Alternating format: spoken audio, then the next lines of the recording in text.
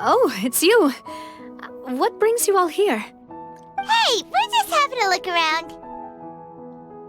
I'm here to update myself on how things are going here. Oh, the Fatui are here too! Let me introduce you. This is Mr. Garunt Snežević. He represented the Knave in sending us a large amount of supplies, and is helping with our work. Our residents are hard at work as well. Thanks to everyone, work is progressing nicely. We've lost a lot of people, but we're moving forward. That will have to be enough. Hello, Miss Charlotte. I'm a big fan of yours. I especially like that article you wrote last year about Fontaine's stray cats. But if you don't mind, could you not emphasize our role too much in your report? It's not charity we're doing here. We just happen to share the same interests as the Spina. I get where you're coming from. I'll keep it as simple as possible. Or would you be willing to feature as friendly neighbors? That would be fine. Thanks. Oh, you're back too. How are things? We finished laying down the construction materials. It'll be another hour before the workers are able to go over there. Huh? You're here too, Clorand? Well, her reputation's greatly risen after that whole duel business with Miss Farina. So she's here in Poisson to wait out the heat. All right. She really came here to help me out. There's too much to consider in the reconstruction of Poisson. The Spina has need of more decision-makers. And, well, I do already happen to be connected to Mr. Callis. Oh, wait just a moment. Do you mind me asking a few questions? You know, about how you felt before the duel, about what it was like facing down a god. There's lots of exciting material there, I bet. Forget it. I'm sure you can find a better theme than that, Miss Charlotte. I see you're the same as always. Couldn't you do me a favor, for Navia's sake? Well, if we're talking about doing things for my sake, you might as well just take a few more photos of me. Or of the Traveler. It's better than wasting time persuading Clorand, at any rate. Of course I will. I'm not gonna let her off that easy. All right, then everyone who wants to be in the photo, gather up. And smile.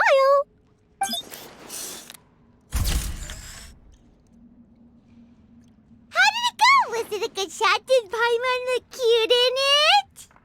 Not bad. Your addition really helped the composition of the picture. All right, hang on a moment. Let me snap a few more shots. All right, that should do it. I'll be back here later anyway, so let's call it a day. You're very quick.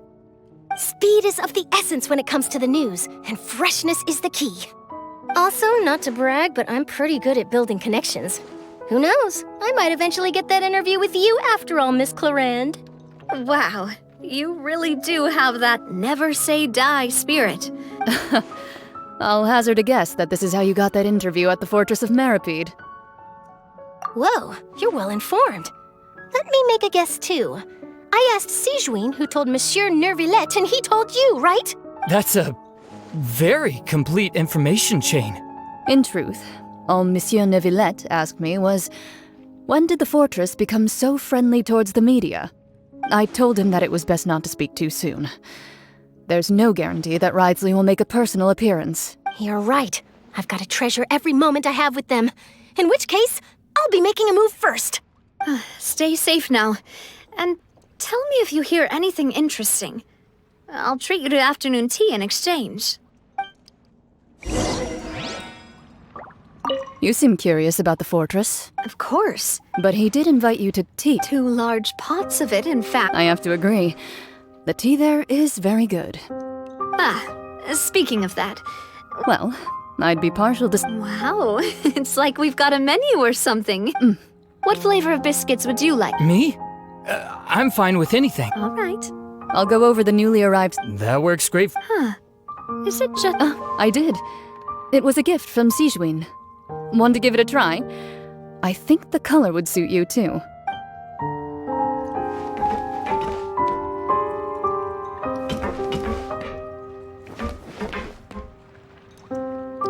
You seem curious about the fortress. Of course. But he did invite... 2 large pots of it, in fact. I have to agree. The tea there is very good. Speaking of... Well, Wow, it's like we've got a menu or something. Sure.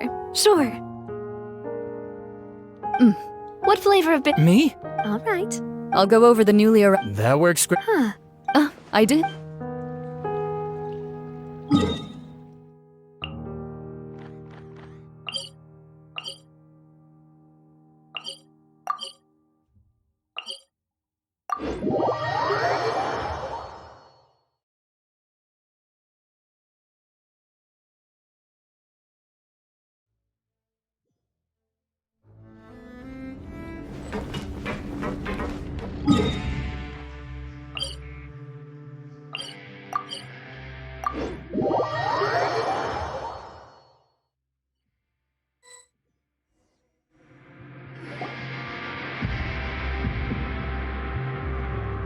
Wow, guess we're here again, huh?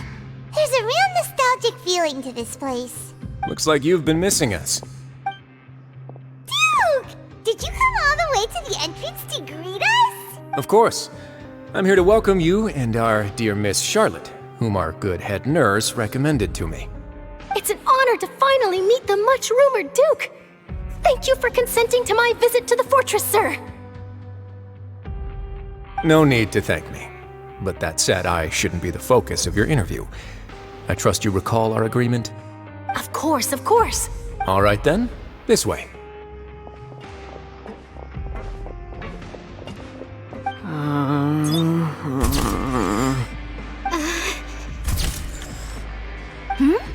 Hey, no need to be so nervous. I've already taken all the photos we need. Miss Charlotte, do these pictures really need to be published on the cover of the Steambird? It would seem that Miss Lorvine doesn't want her face to appear beside that of Mr. Jurier, Sir, please don't say things like that. But it looks like dear Mr. Jurier denies it. Might this interview be very important to you then? No, I just... This is my first time being interviewed, and I'm very thankful to the Steambird for... Now, I might not look it, but I actually did meet Mr. Edwin once. And I'll be honest, I enjoyed chatting with you more. You've definitely got more of that genius vibe going on. The boat that brought about a miracle, the ark that saved the people. Why, you recreated a myth back there, like an emissary of legend. Still, if I might ask, where's that flying ship now? Huh! Looks like Charlotte's trying to get herself another exclusive scoop. I have to apologize, but that ship is presently in the bowels of our factory. I'm afraid it won't be easy for you to get a shot of it. Really? Well, then in that case, could I have an interview with you to make up for that loss? You already know my answer, I'm afraid. Best you interview our head nurse instead. Or perhaps you'd like to take another photo of this couple of researchers? Did you really have to use the word couple? Well, then, 2 solo photos will do. Is my hair messed up? Please, someone help me have a look. Things sure are getting pretty lively here. We've seen this kind of thing before. Oh, seems like everyone's here. Would any of you like to try this new drink I came up with? Ah, Sigeween. Hey, Miss Charlotte. Why don't you, take some pretty photos of our head nurse? Sure. Come on, Miss Sigeween, over this way. Let's find a brighter spot. Sure. Do I have to smile? So, how have things been at the fortress? Same old, as you can see. Fontaine's undergone some changes, but this place is still more or less the same. Other than that flying ship, it got a tad too much attention, I think. That's why I decided to let the interview go through. We should direct more public opinions toward the behind-the-scenes heroes. Am I right, Mr. Jurier? Miss Lorvine? You're too kind, sir. I believe that you too should have your day in the sun. Not that you would want that, just pity. I'll just leave the spotlight to you two. I see. Lots of things happened that day, huh? Anyway, regarding that Harbinger, I'm not sure you remember, but his 3 young followers are still waiting for his return. He sure did win them over, huh? I'll tell them that there's good news and bad news. The good being that their boss seems fine, and the bad being that they must face extended sentences for abetting his escape. Oh, Actually, what about you? Are things gonna change for you too? What change can there be? The fortress will keep chugging along, and so will my duties. As to what Miss Farina's departure will mean for the nation, and if our laws and governance will be transformed, we'll leave those to the folks in the overworld. Hey everyone, the photo shoot's done. Good. In that case, let's call it a day here. Thanks for your cooperation. Come on, Traveler, let's go. Till next time, everyone. There'll be a next time? Maybe. Who knows? I might write a story about the underwater factory next time. All right, last stop, the docks. Oh, you know, I'd love to see you in one of Charlotte's photo shoots one day. Is that really necessary? Our line of work doesn't really require much photographing. It's precisely because we don't need the picture that they'll have value as keepsakes. You don't really look all that opposed to the idea, you know. Maybe I'm just happy that I managed to once again avoid the spotlight. I think this interview went well either way. Yes, you successfully kept prying eyes away by using Mr. Jurier and Miss Lorvine as shields. Very good. You should be happy for them. They have a bright future ahead of them.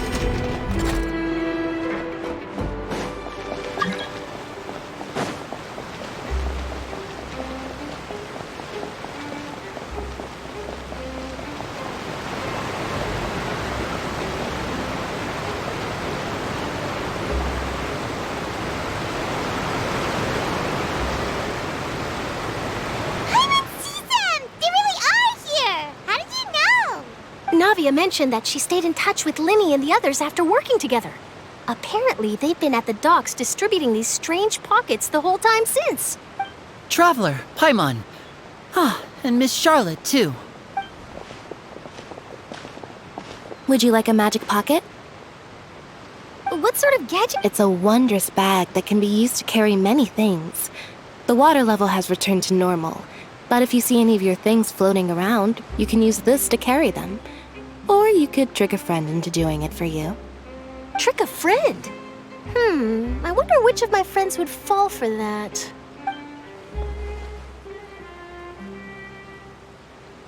You could just make a friend like Fremine here. Isn't that right, Fremine?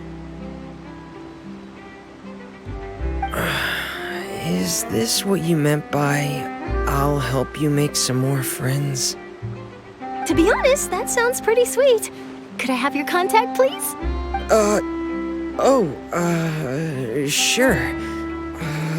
Please, write down my address. You sure are working hard to help Fremine socialize. He was the one who proposed doing this. He even wants to assist in our magic shows. Yes, I was planning to first introduce Pear as an assistant, and later Fremine himself. In the future, I think we can leave underwater escape magic to him too. That said, would anyone want to see a diver escape underwater? Oh, it'll work out. Every journey begins with the first step. He'll become a part of our show eventually. Lynette, could you come over? Miss Charlotte says she wants to take a picture of us. Got it. My, that Charlotte is rather perceptive. She got rid of everyone the moment she realized I had something to say to you. So, how have things been, Traveler? Father says that you did a great deal during the latest events. She's very grateful for your contributions to Fontaine. That's all right. We were more than happy to help. So, what's she doing now? Oh, I guess you haven't heard. Well, after Lady Farina left, Father and Monsieur Neuvillette opened negotiations, during which he gave Fontaine's gnosis to her as a diplomatic gift. A diplomatic gift? A gnosis? Yes, I was quite surprised at first myself. But when I thought it over, there were actually a number of things going for it. It could have been done as an apology for the incident with Lord Child, or as thanks for his help in tying the all-devouring narwhal down. Furthermore, Father did also lend significant aid to Fontaine and Poisson. Well, that's true, but this is a gnosis we're talking about. I would agree, but I've also heard that it seems that Monsieur Neuvillette has had a significant change of heart regarding the matter. So there's some reason for this that only Neuvillette knows about? I suspect you'll have to ask him about that yourself. Yes, speaking of which, I did see him strolling around the entrance to the Fortress of Meripede a while back. Isn't he real busy and stuff? But back to the topic. The gnosis was given to the knave, right? What about Child? They say that he's returned to Snezhnaya to recover from his wounds. I hear that the recent disaster really did a number on his health. That's true. When you think about it, we've had loads of run-ins with the Fatui. To think we'd be allied with them this time. So shocked by such a simple switching of sides?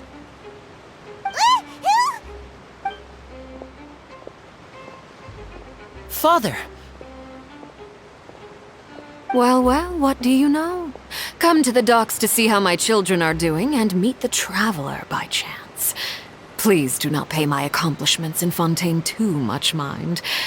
I would have done them regardless. Are you going to take the gnosis back to Snezhnaya? That is our duty as harbingers, yes. Don't be too preoccupied with sides. The goal of the Fatui concerns not a single place or person, but the entire world. With such a grand goal in mind, it is inevitable that we must wear many masks. Switching my masks is something I've always done. Well, that depends on many things. No one truly knows what the future holds. What good is honesty if you can't rely on it forever? As for you, I very much look forward to our next collaboration. Good things cannot be achieved alone, and you've proved yourselves to be great partners. A vision? All right. I'll remember to return it. Thank you for keeping it safe for him this entire time. And that's a wrap for me. Huh? You're... Greetings, Miss Journalist. Hello. If I'm not mistaken, there are diplomatic channels I'll need to report to take a photo of you. That is correct. So forgive me, but I will not be able to serve as a subject in your article.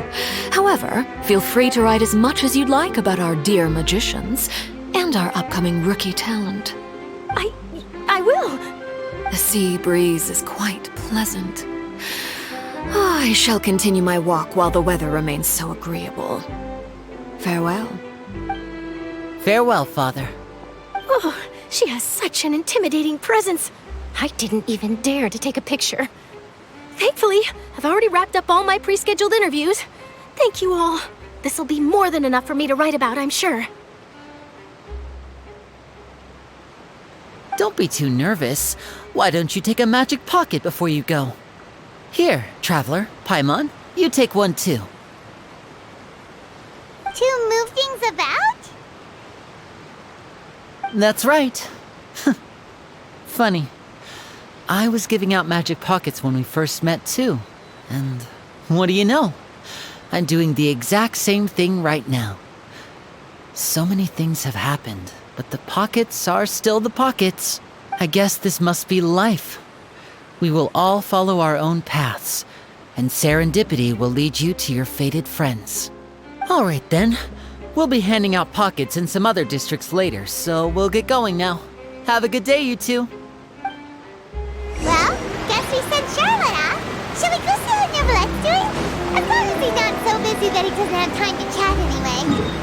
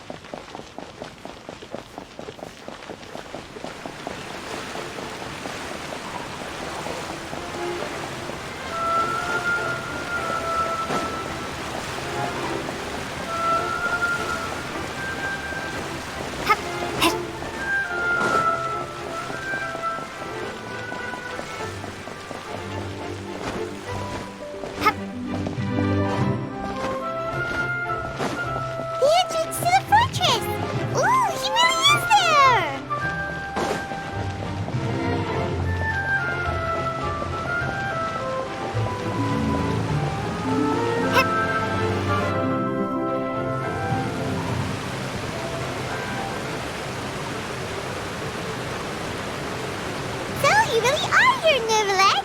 Paimon didn't think you were going to have free time this hour of the day. Really? Oh, I suppose you must have met Mr. Linny. He took the time to greet me earlier when he passed this way. In any case, you came at a good time. I was just considering reaching out to you to set up a meeting, so I may explain some things that I haven't had the time to before. Aw, Paimon's glad that you remembered. Thank you for keeping us on your mind, what with you being busy and all. Alright, let's have it then. How was Fontaine actually saved? The whole business is still quite the mystery to us. It is strange how words can often leave a bitter taste in the mouth when it finally comes time to say them out loud.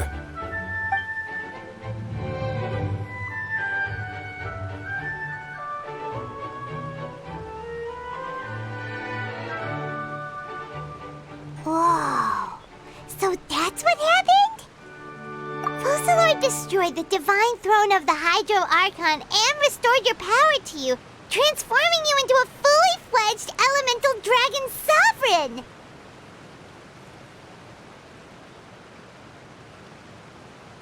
But Paimon still doesn't quite get what you did to save the Fontainians from dissolving. For me, the authority of the ancient dragons refers to absolute control over the hydro element. Fontainians were incomplete humans born of Egeria's use of the power of the primordial sea, with constitutions similar to that of mimics. But so long as those primordial energies remain within them, I could use the ancient dragon's authority to grant them true blood, after the fashion in which life was first brought into being on this planet.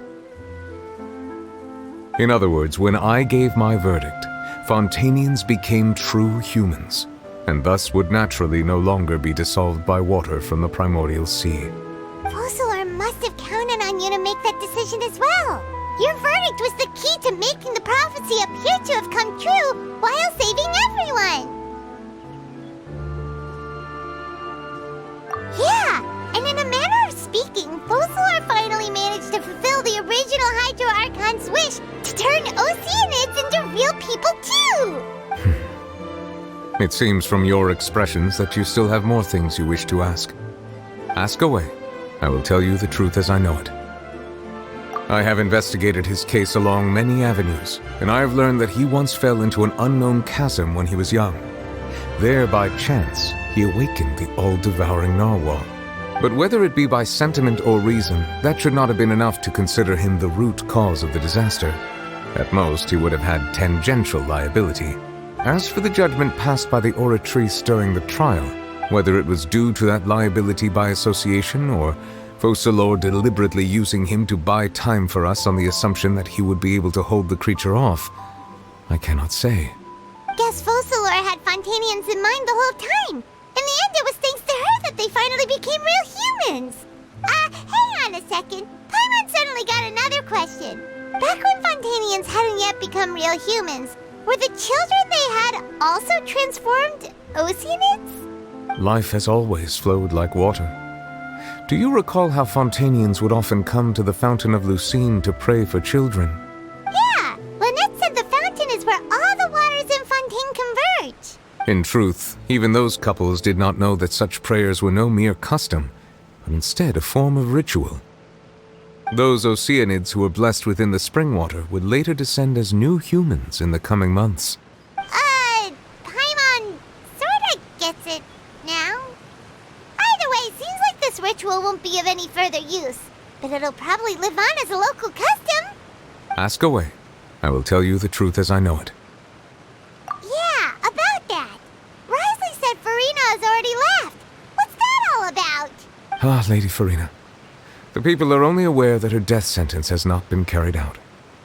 She abdicated the post of Hydro Archon and left affairs related to that title to me, before leaving the Opera House. I related Focalors' words to her faithfully and completely. After hearing them, she seemed neither saddened nor comforted. She simply said that she was tired and needed to rest. Having said that, she then packed her things and moved out of the Opera House, not unlike how an ordinary person might. But she's still got a place to stay, right? You need not worry. I will make arrangements to ensure that she will not want for food, clothing, board, or travel. In truth, I am somewhat happy for her. The wear and tear on her spirit will, of course, take time to heal.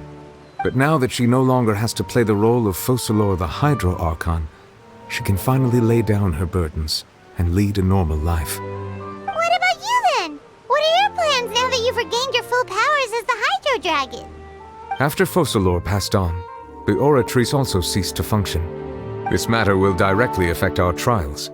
After much careful consideration, I've decided to take over its role in our courts. From now on, I shall hear cases and pass verdicts by myself. Looks like you're still considering stuff from the perspective of the Udex, huh? As an elemental dragon, there are indeed many things that I must do. But this power and this duty, in a manner of speaking, you could say that both were granted to me.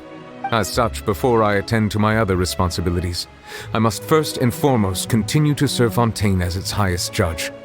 The duty of the Hydro Sovereign and the duty of the Udex shall coexist within my person.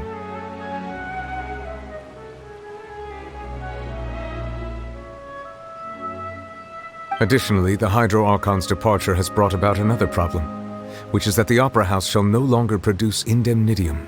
That's true. That power was derived from the people's faith in the Hydro Archon, wasn't it? Wait, but the various mechs and machines in the city are all still okay. As I am now, I have full command over New Musia, and it can serve as a complete substitute. Another reason why I cannot quite leave Fontaine immediately. Wow. This ancient dragon's authority stuff is really quite useful, huh? Ask away. I will tell you the truth as I know it. Oh, that's right! They say you've given it to the knave as a diplomatic gift or something! Leaving aside their intentionality, the two Fatui Harbingers have indeed done much for us during this crisis. Their sole remaining goal in Fontaine, at least at this point, would seem to be the Gnosis. The Oratrice has ceased to function. The Hydro Archon's divine throne is now no more, and I do not need the Gnosis's power. As such, it has lost all meaning for Fontaine. If the Fatui have impure designs, then we might as well accede to their request now, and avoid unnecessary conflict. What complicated considerations?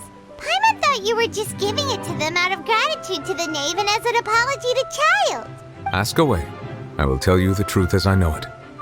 You will soon be heading to Natlan, I presume.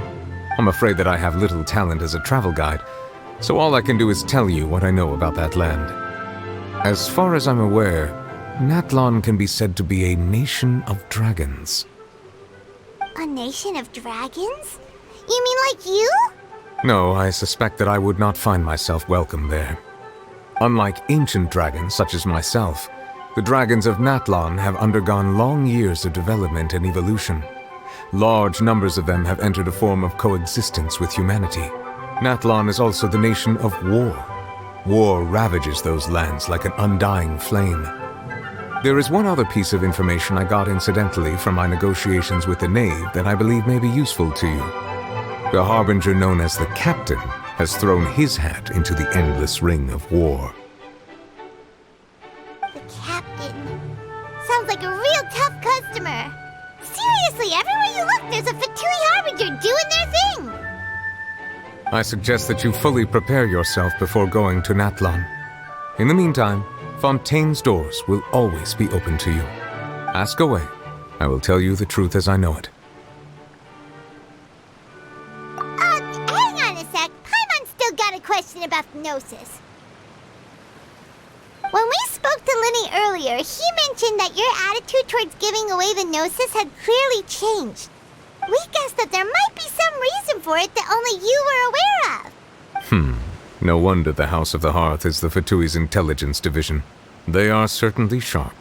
So regarding this specific issue, I was just getting ready to share something with you. What is it? In truth, I exchanged some further words with that lady named Skirk after sending you two back to the surface. It went something like this.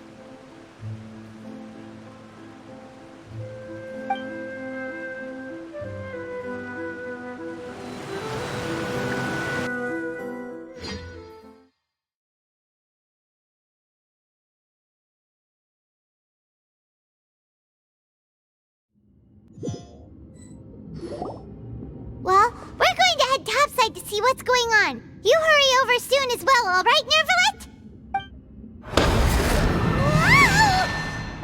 What next?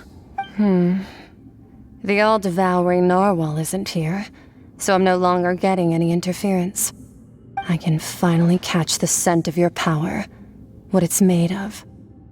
It is the authority of the planet's primordial dragons, but with something very similar to a god's curse mixed in. It's quite a novel blend. I'm sure I've encountered something like this before. What was it again? I do not know what you speak of. Of course. How could I forget? You should have the remains of the third descender on your person, yes? Remains? I've never heard of any such thing. According to your parlance, I believe it may be called a gnosis. Well, that much is true. After Focalor's divinity faded, she handed her gnosis to me.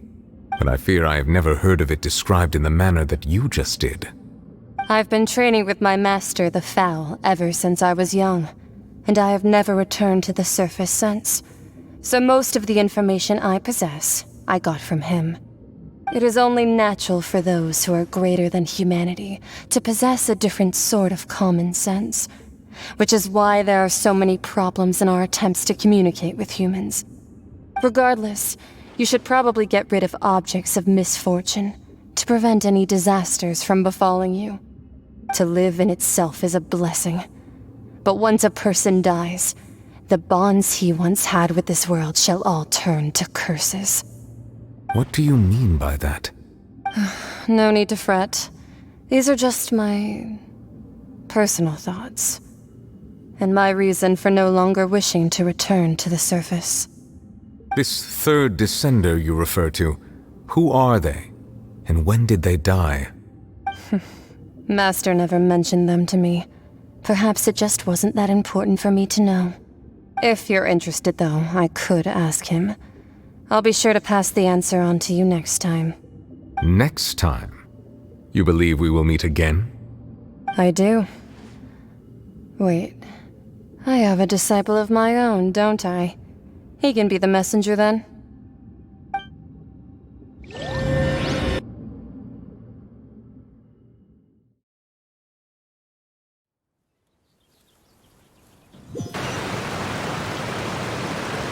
That's what she told me. Whether it would prove useful or not, I wanted to pass that information on to you. The remains of the third descender? So that's what the Gnosis actually are. Paimon just thought they looked like chess pieces. How could they be a person's remains? All the same, assuming that there was no misunderstanding or special metaphor at play, that is what she meant to say. And she said that it would bring misfortune and that you should check it, which is why you gave it to the Fatui. If she speaks the truth, then I would simply be putting Fontaine at unnecessary risk by keeping it here.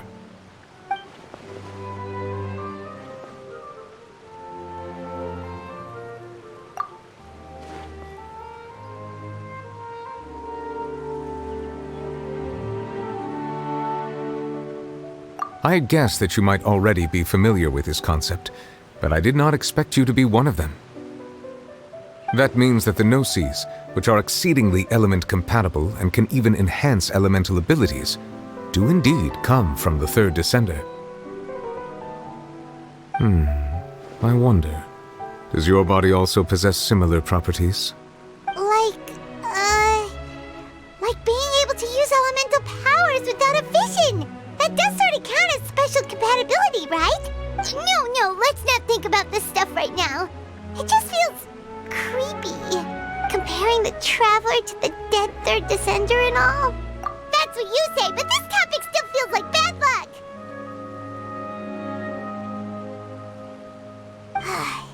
Once Child recovers, let's get some more answers out of him. Or go look for his master and get the answers that way. I too believe it unwise to make too many blind guesses when information is lacking. The same is true of being at court. All right. Whatever the case, it seems like the crisis here in Fontaine's over for now. Yes. All of Focalor's efforts were for this moment as well.